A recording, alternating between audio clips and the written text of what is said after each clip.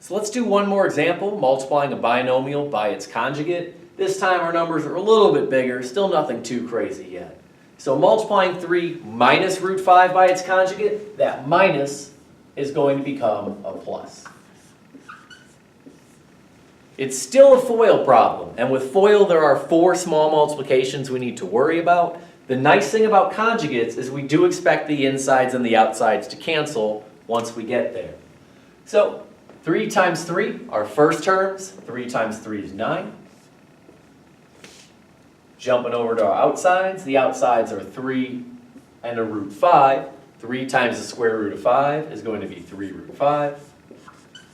Our inside terms are a negative root 5 and 3. Negative root 5 times 3 is going to be a negative 3 root 5. And already we can see I've got a positive and its opposite. Add these together, they will cancel.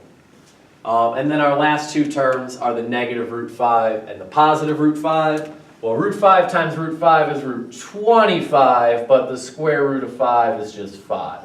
Notice very similar to last time, that's always going to happen as well. Root 5 times root 5 is a root 25, but the square root of 5 is just 5. Negative times a positive makes that 5 negative. So just like last time, and anytime you multiply conjugates correctly, the insides and the outsides, they cancel. You're left with just 9 minus 5, which is 4. Again, nice whole number.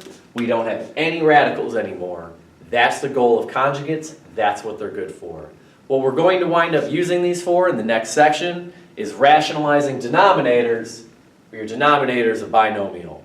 So practice with these, make sure you're comfortable with what a conjugate is, and also this FOIL process. It's a much faster FOIL process than what we did in the past because of that cancellation.